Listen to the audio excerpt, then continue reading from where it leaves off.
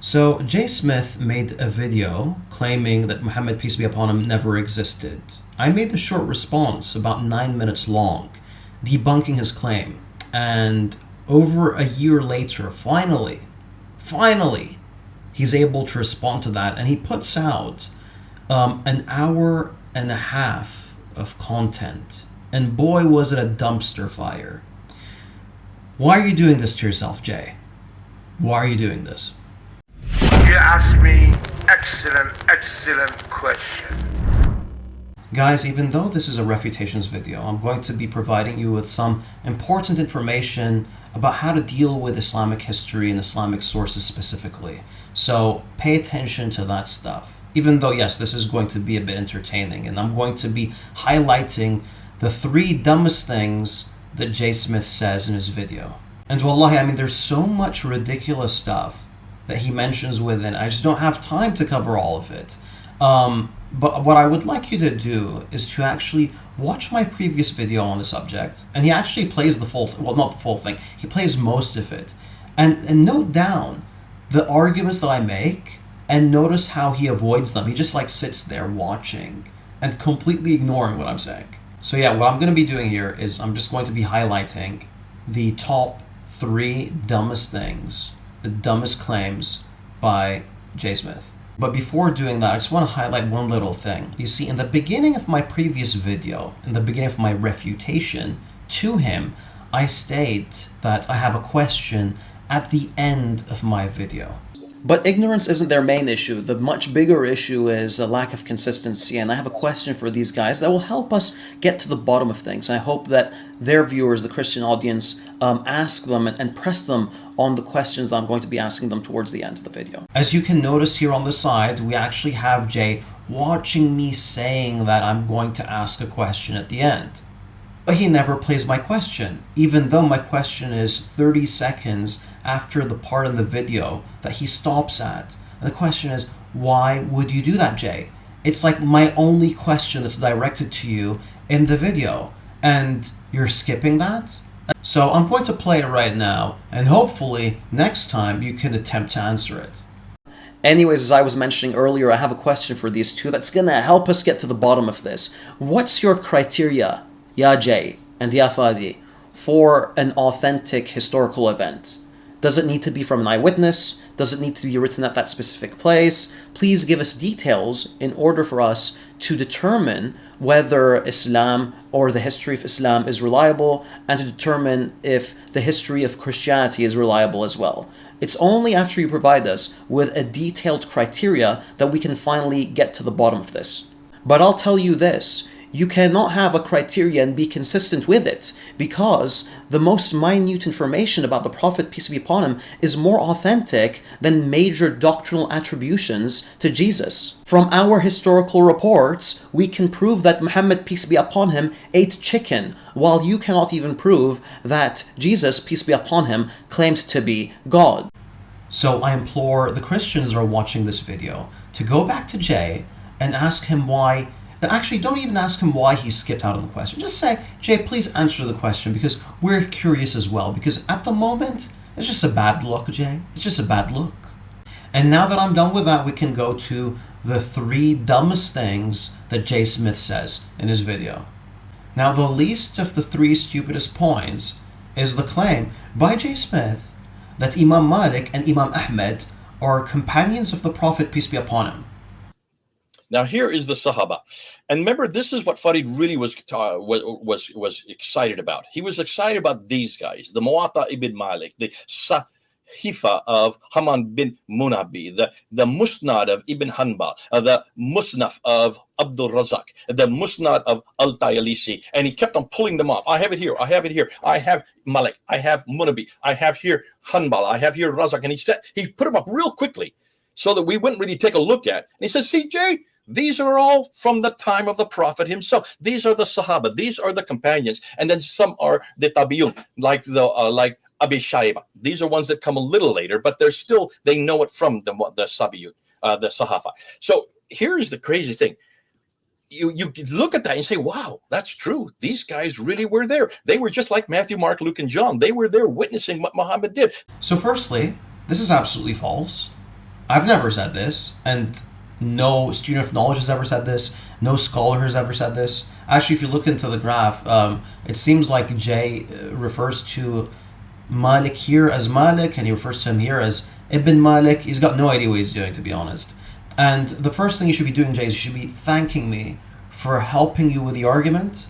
I want to steel man you.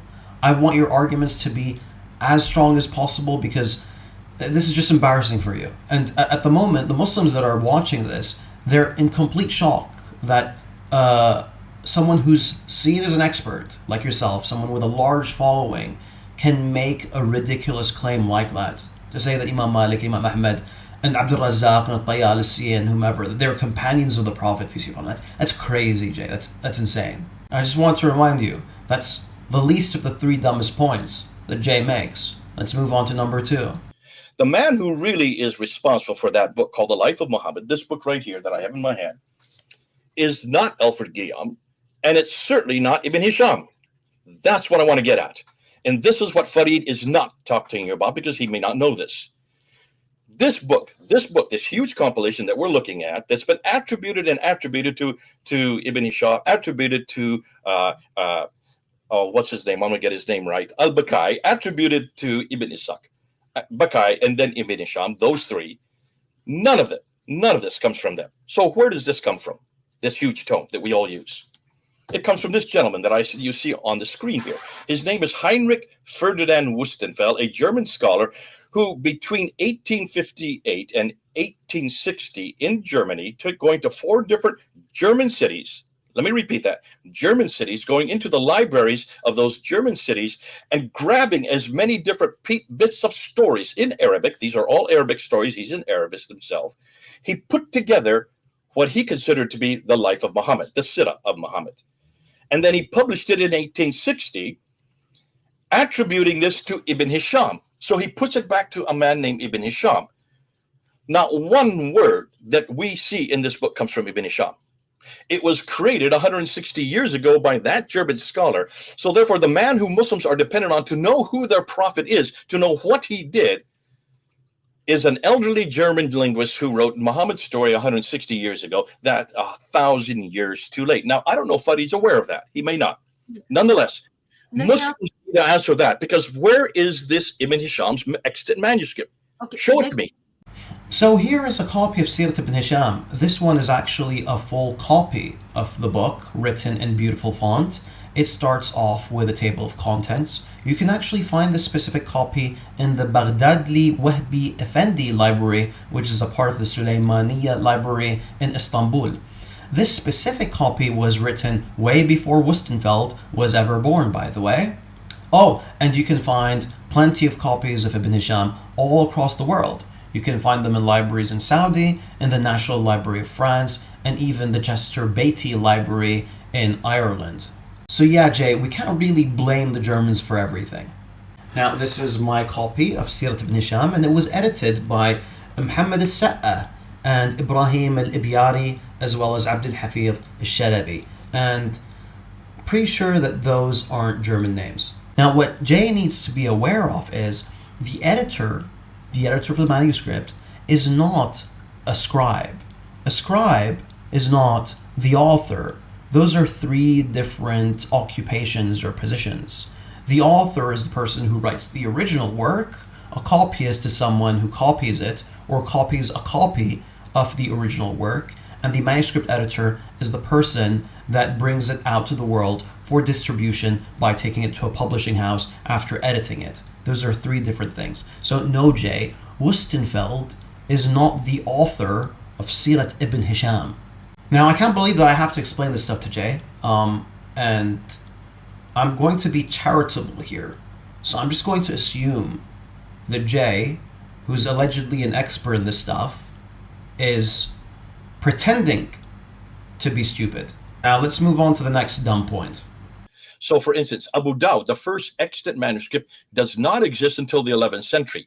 So already we're talking about 200 years later than what Muslims have been telling us. Let's look at the conclusions here. Every Muslim scholar, and I would say Western scholars, have all believed that the stories surrounding Muhammad's life were written by those who were actually there. The Sahaba, they talk about the Sahaba. Those are some of the names you see on the screen. Or the Tabi'un, that's the first and second generation from the prophets, thus by eyewitnesses. Yet we now find out that they were all written by others over 200 to 600 years later and simply redacted back to the 7th and 8th centuries.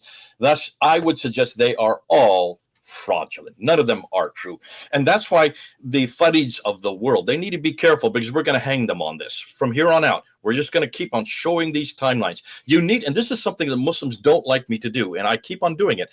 Prove it from the century they lived. Show me where these manuscripts are. And once you destroy it, then you bring a new one, and you bring a new one. So finally, during the Ottoman period, you finally have what they wanted, what the Ottomans wanted. And that's why by the 13th, 14th, 15th, 16th century, the Al-Bukhari, there may have been someone named Al-Bukhari in the 9th century. I cannot say, because we don't know. What we know is that what is attributed to him, what is given him, is not from him. It is from the Ottomans. So this here is a manuscript of Sahih Bukhari that predates the Ottoman Empire, which can be found in the Kastamoni library in Turkey. This was written by Saghani, and then it was continued on after he passed away by one of his students. The manuscript was completed in the year 689 after Hijrah, which means that it predates the Ottoman Empire. Now, J. Smith isn't providing any references for the earliest extant manuscripts that he's showing here. However, I was able to find this Bukhari manuscript after doing only 5 minutes of research. Now, that's not the most ironic part. The most ironic part is that Jay makes the claim that we need manuscripts either like written by the author or written around the time of the author if we're going to accept the attribution of the book to the author. And this is plain hypocrisy because of this. Why not come back to the man who did exist, who has been supported by documentation from his time period, by eyewitnesses who were right there?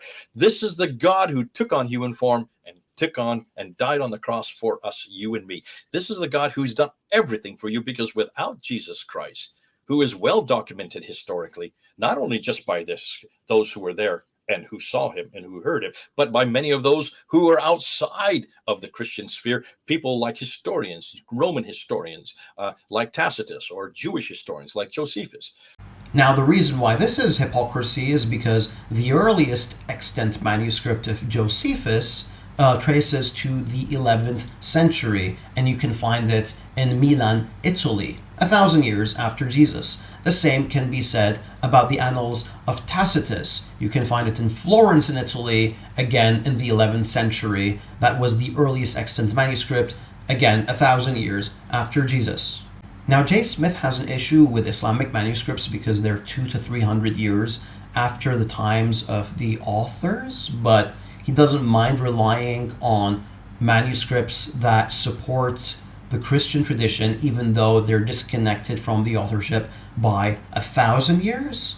That's really messed up, Jay. That's wild. Now, Jay, if you muster up the determination to respond to this specific video, and I hope you can do it in under a year, then I sincerely wish for you to play the full clip, including the question that I asked you in the beginning, because I'm hoping that your followers become aware of your inconsistency and your hypocrisy. And remember, just because you're a fossil doesn't mean that you're an expert in classical manuscripts. And to the rest of you guys, Assalamu alaikum wa rahmatullahi wa barakatuh.